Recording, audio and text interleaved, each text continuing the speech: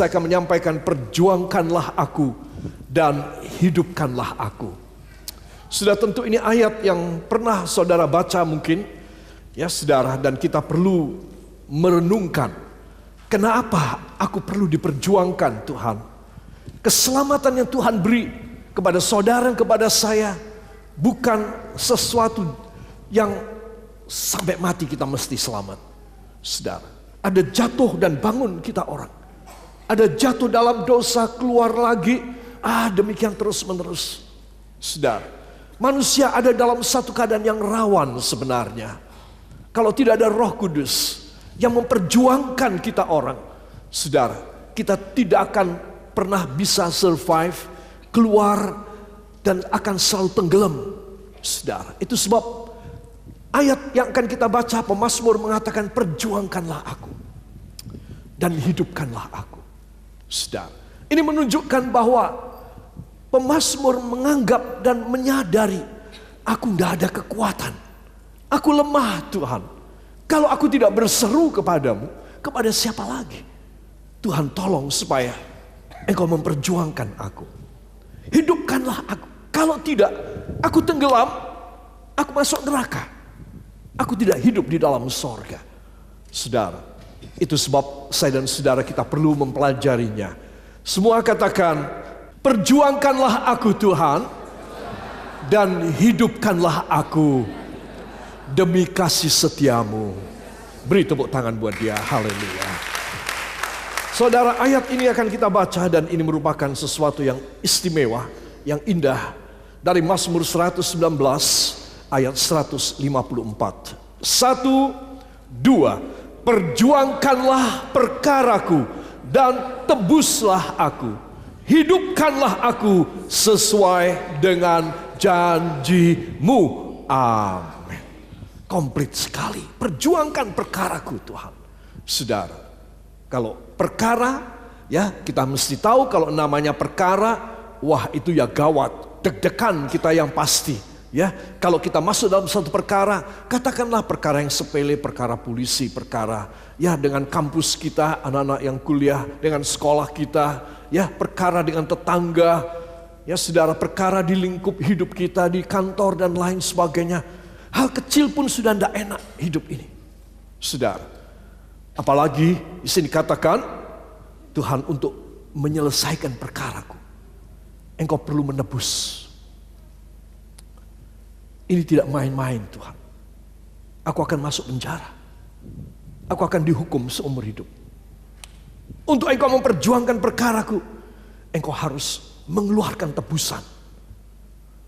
Itu sebab ayat ini mengatakan, perjuangkanlah perkaraku dan tebuslah aku. Jadi perkara apa? Perkara yang gawat, perkara yang besar, perkara yang menyangkut soal sorga atau neraka, perkara yang menyangkut soal neraka atau sorga.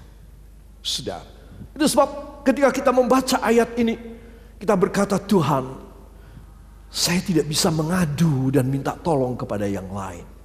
Saya hanya bisa datang kepada Engkau karena Engkau yang mempunyai kuasa untuk menebus saya, untuk mengangkat saya keluar. Tolong perjuangkan saya. Saudara, kalau kita menyadari betapa lemahnya kita dan betapa hebatnya,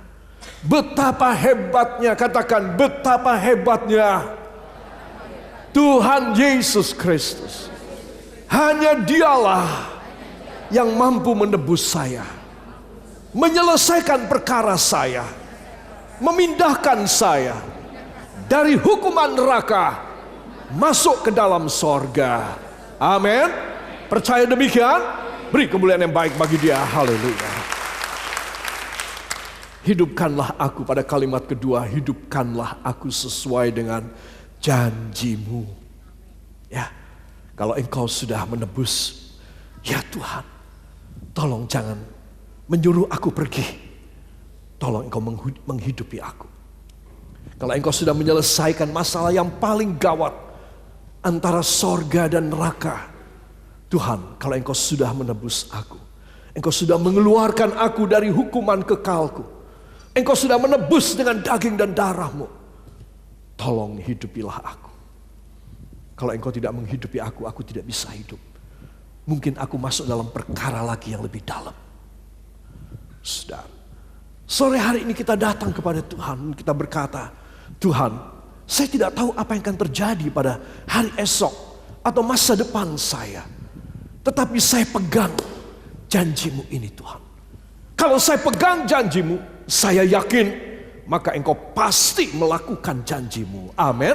Saudara, kepercayaan ini penting sekali. Tadi pagi saya menekankan, kenapa janji Tuhan tak kunjung terjadi dalam hidup kita orang. Sebab kita kurang percaya. Coba saudara percaya aja, jalani sudah jalani. Ibu kalau ibu membikin atau anak-anak putri membikin resep roti, buat roti ataupun bubur ayam ataupun membuat apalah makanan ya, sesuai dengan resep.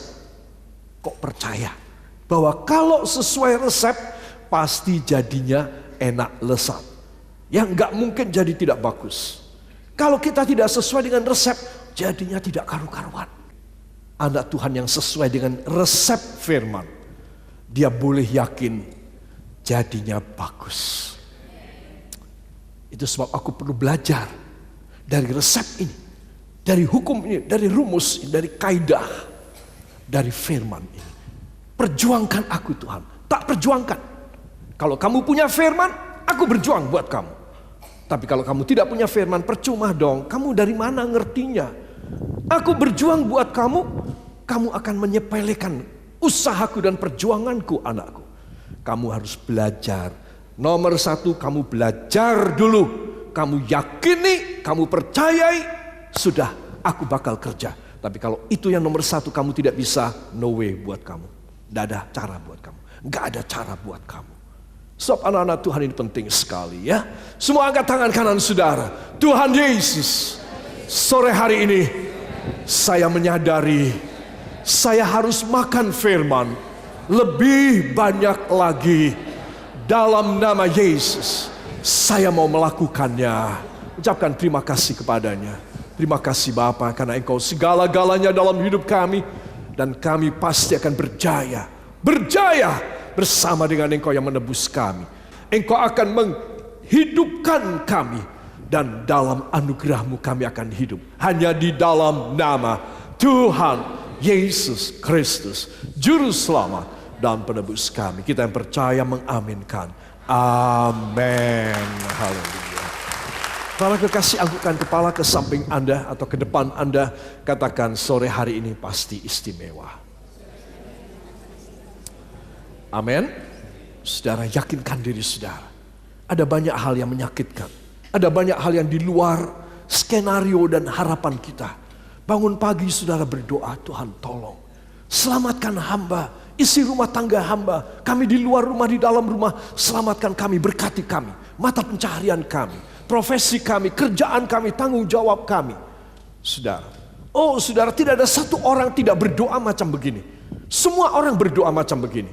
Supaya hari tersebut penuh dengan anugerah Tuhan.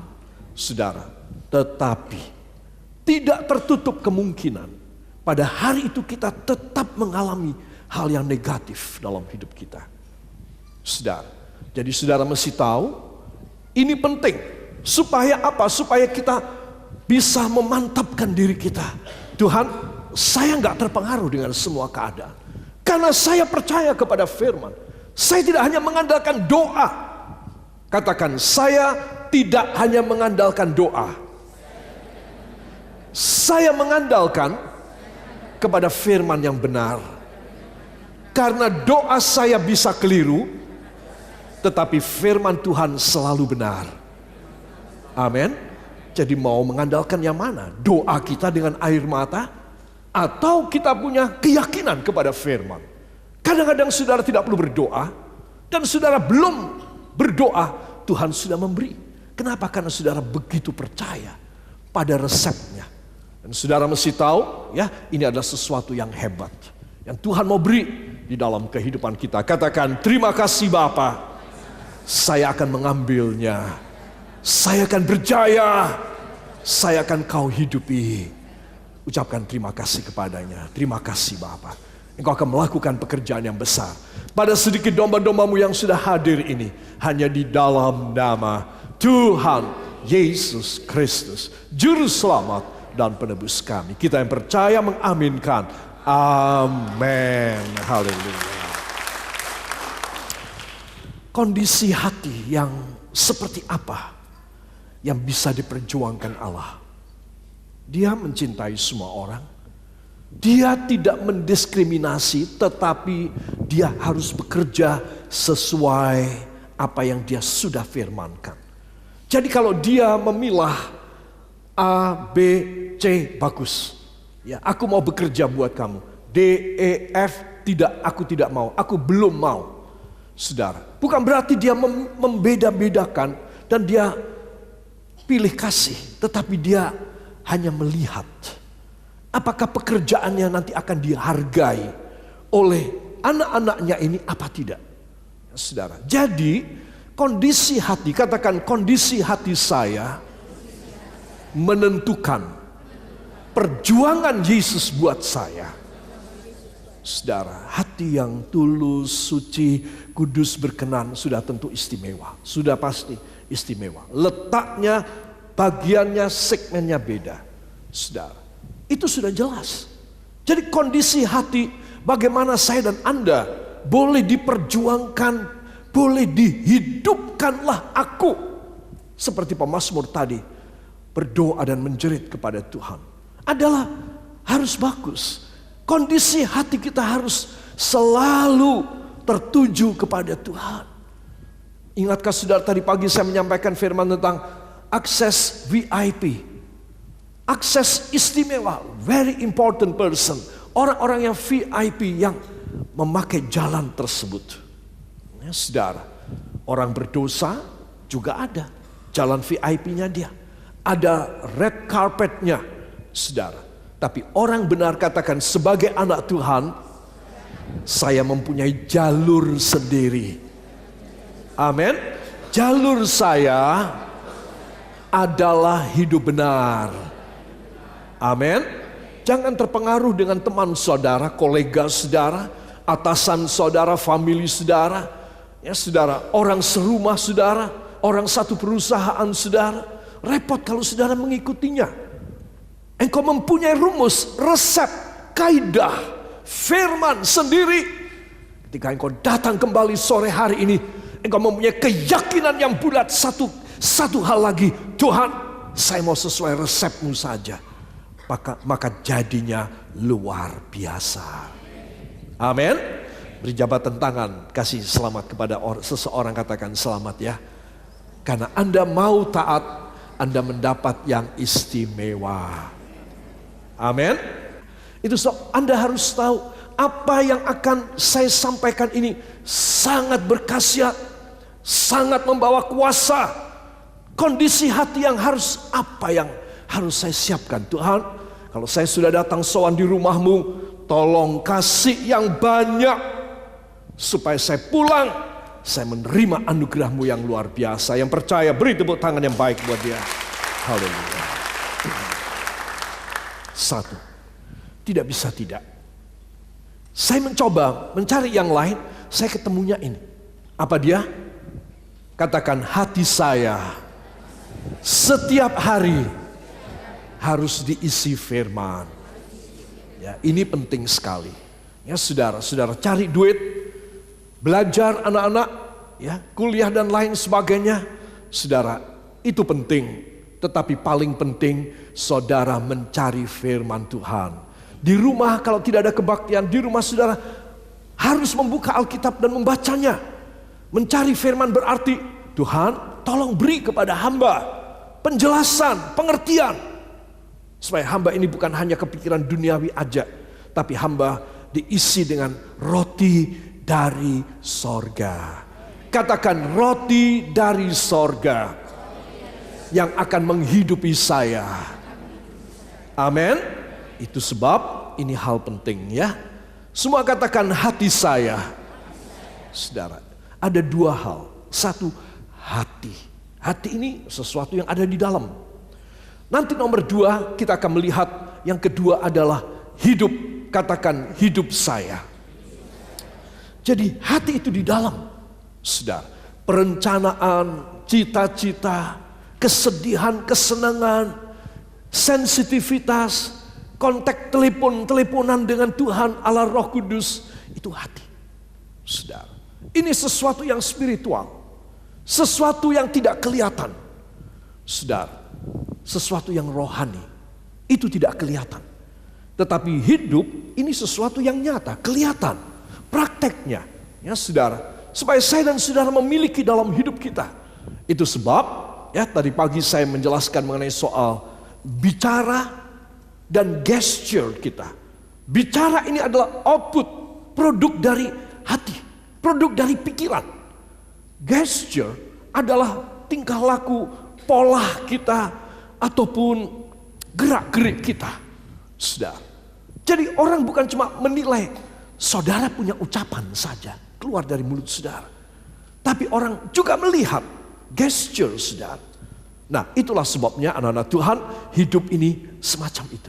Ya, kita akan melihat yang pertama, hati tiap hari diisi dengan firman, maka akan berbuah-buah makin lebat. Saudara, saya sudah banyak mendengar kesaksian, bahkan melihat juga sendiri dengan mata kepala saya sendiri, saudara, bahwa anak-anak Tuhan mulai diberkati luar biasa. Saya percaya demikian, amin. Dan jangan khawatir, semua kita akan mengalami bagiannya. Kapan Tuhan? Yang bagian saya, Tuhan bilang, ikuti firmanku. Tidak usah tanya kapan, ikuti firmanku. Ya, otomatis kamu akan dapat. Amin. Jadi saudara, Yesaya 32 ayat 17 ini penting untuk kita perhatiin, ya saudara. Mari kita akan membacanya. Yesaya 32 ayat 17 dalam terjemahan Lembaga Alkitab Indonesia disebutkan demikian. 1, 2, di mana ada kebenaran, di situ akan tumbuh damai sejahtera, dan akibat atau buah kebenaran ialah ketenangan dan ketentraman untuk selama-lamanya. Amin. Coba, saudara mau berlangganan ketenangan dan ketentraman untuk selamanya? Dari mana kita tidak bisa? Kecuali saudara dan saya mengisi hidup kita dengan firman, maka hasil buahnya yaitu ketenangan dan ketentraman. Amin. Di mana ada kebenaran? Kebenaran adalah firman. Katakan, kebenaran adalah firman Tuhan. Bila saya memiliki firman Tuhan, di situ akan tumbuh kesejahteraan, damai sejahtera, dan buah-buah, yaitu ketenangan dan ketentraman. Coba satu ayat yang singkat ini begitu kompleks ya, hasilnya luar biasa. Kita akan baca satu kali lagi. 1, 2. Di mana ada kebenaran, di situ akan tumbuh damai sejahtera, dan akibat atau buah kebenaran ialah ketenangan dan ketentraman untuk selama-lamanya. Beri tepuk tangan yang baik buat dia. Haleluya. Siapa yang mau katakan amin? Saya mulai malam hari ini bertindak dengan iman saya. Saya akan mendapat buahnya dari firman kebenaran yang saya simpan dalam hati saya. Ucapkan terima kasih kepadanya. Kami tidak punya modal yang cukup. Orang lain lebih kuat dan gagah ketimbang kami. Tetapi Tuhan, kami mempunyai firman. Dan kami tahu ini yang akan bekerja dahsyat. Dari anak-anak kecil, anak remaja, anak-anak muda kami, sampai kakek dan nenek yang sudah tua. Engkau akan memberikan kelimpahan-Mu hanya di dalam nama Tuhan Yesus Kristus, Juru Selamat dan Penebus kami. Kita semua mengaminkan. Amin. Para kekasih, coba kita akan melihat lebih lanjut. Kita sudah tahu kuncinya ya. Jadi orang yang ada ketenangan dan ketentraman, dia bisa merasakan sorga dunianya. Katakan, sorga dunia saya yang penuh mujizat. Ya, saudara, jadi orang capek mencari ini, ya, berjuang mencari ini. Saudara mendengar orang-orang yang bersemedi, orang-orang yang melakukan ini, melakukan itu semua. Banyak syarat-syarat mereka. Mereka bahkan menyiksa diri agar mereka boleh mendapat ketentraman dan ketenangan dalam hidup mereka. Saudara, mereka tidak akan dapat. Mereka akan mendapatkan kebalikannya. Karena mereka tidak tahu jalannya. Saudara, orang mengerti firman, dia tahu jalannya dan Tuhan membantu dia. Katakan, Tuhan Allah Bapa saya pasti membantu saya. Jadi banyak orang berkata, ya Pak Gembala, tapi saya tidak punya modalnya. Ya, saya tahu itu harus demikian. Tetapi istri saya modelnya kayak begini. Ya Pak Gembala, saya yakin demikian. Tapi suami saya kayak begini. Saya menikah dengan orang yang tidak tepat. Saudara, mulai dimunculkan hal-hal yang bagi Tuhan, loh apa masalahnya? Kalau aku mau bikin, kalau aku mau kerja, aku tidak ngelihat siapa di sekitar kamu. Kalau aku mau kerja, aku cuma ngelihat hati kamu. Aku tidak lihat istrimu, suamimu, anakmu, orang tuamu, gurumu, tetanggamu, bosmu, karyawanmu. Aku cuma ngelihat hatimu. Saudara melihat bagaimana? Para psikolog, psikiater, para filsuf akan mempertimbangkan siapa saya. Orang-orang di sekitar saya. Tanyai satu demi satu. Ya, rentet dan rinci dia, detail dia. Itu sebab Anda dan saya, kalau saudara ingin tuntas, ya saudara harus datang pada sumber kehidupan saudara. Datang kepada Tuhan Yesus dan berkata, Tuhan, bagimu tidak ada yang mustahil. Engkau tidak melihat sekitar saya, engkau melihat hati saya. Jadi kalau saya datang dengan remah-remah hati saya, dengan sisa-sisa kehancuran, keremuan hati saya dan harapan saya percaya engkau bisa menyelesaikan, engkau bisa melakukannya. Saudara, Tuhan itu melihat hati. Kalau hati saudara itu sesuai dengan kriteria dia, engkau saben hari mengisi firman. Ini nomor satu, hati ini saben hari diisi dengan firman. Maka Tuhan punya cara. Katakan, dia punya cara. Setelah dia melihat hati saya penuh firman. Yakin demikian? Ya, itu sebab orang yang bisa datang kepada Tuhan, menyadari keadaannya dan meminta dia 100% bekerja di dalam hidupnya, maka orang ini tidak pernah kekurangan kekuatan dan kesaktian Allah. Tidak akan pernah kekurangan berkat-berkat dan mujizatnya. Satu ayat yang luar biasa, saya suka sekali dengan ayat yang terdapat dalam 2 Tawarikh 16 ayat yang ke-9a. 2 Tawarikh 16 ayat yang ke-9a, mari kita akan baca. 1, 2. Karena mata Tuhan menjelajah seluruh bumi untuk melimpahkan kekuatannya kepada mereka yang bersungguh hati terhadap Dia. Mereka yang bersungguh hati bukan kepada Dia loh, terhadap Dia. Saudara anggap sama? Tidak sama. Kalimat ini kepada mereka untuk melimpahkan kekuatannya kepada mereka yang bersungguh hati terhadap Dia. Satu kesopanan, penghormatan terhadap, bukan kepada Dia. Engkau bisa boasting, engkau bisa menengadah dan mendongakkan dagumu.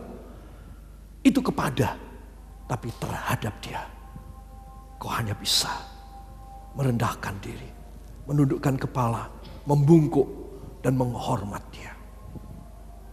Anak-anak Tuhan yang sedemikian ini, mata Tuhan akan melimpahkan kekuatan kepada anak-anak Tuhan yang mempunyai penghormatan terhadap Tuhan, penghargaan, pujaan dan pujian kepadanya. Saudara, itu sebab saben kali kalau ada orang ya di sekitar saudara ataupun orang mempengaruhi saudara, tolong dipertimbangkan untung ruginya. Apa dipertimbangkan? Untung ruginya. Untungnya apa? Saya nurut sama omonganmu itu apa untungnya? Rugiku ndak karu-karuan akehe. Itu sebab aku ndak mau nurut sama kamu. Orang itu harus punya ketegasan. Jangan pelin-pelan, jangan pengecut, harus punya ketegasan. Kalau aku nurut sama kamu, aku rugi banyak. Aku ndak mau nurut sama kamu. Kamu yang nurut sama aku. Ya saudara. Sehingga dengan demikian, saudara engkau bisa membawa orang-orang keluar dari musibah, dari hidup celaka, hidup menderita mereka. Tapi engkau tidak terseret di dalamnya. Ingat baik-baik, Tuhan hanya melimpahkan kekuatannya kepada orang-orang yang sungguh-sungguh hati terhadap Dia. Jadi kalau orang-orang yang tidak bersungguh hati terhadap Dia, Allah tidak memperdulikan. Masa saudara mau nurut pada orang macam begini? Rugi dong kau rugi. Engkau harus nurut kepada Tuhan. Orang-orang itu yang malang yang harus nurut kepada saudara, bukan kebalikannya. Karena mata Tuhan menjelajah seluruh bumi untuk melimpahkan kekuatannya. Dia tumpahkan, Dia curahkan, Dia ambil lagi, Dia curahkan lagi. Dia memandang ke sana, ke benua Afrika. Dia ambil kekuatan, Dia limpahkan ke sana. Dia memandang ke benua Australia. Dia ambil kekuatan, Dia limpahkan ke sana. Dia memandang kepada benua Asia. Dia limpahkan kekuatannya ke sana. Siapa yang bisa terima? Semuanya?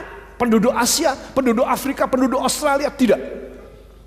Mereka yang bersungguh hati terhadap Dia. Mereka yang sangat reverence, adoring Him, in the deep reverence to God. Just only this kind of people can receive the things that is the best in their life, the best from the heaven. Just this such kind of people can receive it. Kekuatan Allah, katakan kekuatan Allah akan dilimpahkan pada saya. Amin. Ayo saudara, tangannya begini. Kekuatan Allah akan dilimpahkan kepada saya. Sekali lagi, kekuatan Allah akan dilimpahkan kepada saya bila saya bersungguh hati terhadap Dia. Ucapkan terima kasih kepadanya. Terima kasih Tuhan, kami tidak punya apa-apa. Engkau lihat di rumah kami sederhana. Kau lihat kami tidak punya simpanan uang yang banyak.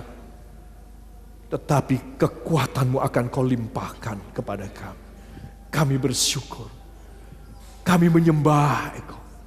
Kami sangat memuja Engkau. Karena Engkau luar biasa bagi kami. Ucapkan terima kasih sekali lagi. Terima kasih Bapa. Terima kasih Yesus. Terima kasih Roh Kudus. Hanya di dalam nama Tuhan Yesus Kristus, Juru Selamat dan Penebus kami, kita yang percaya mengaminkan. Amin.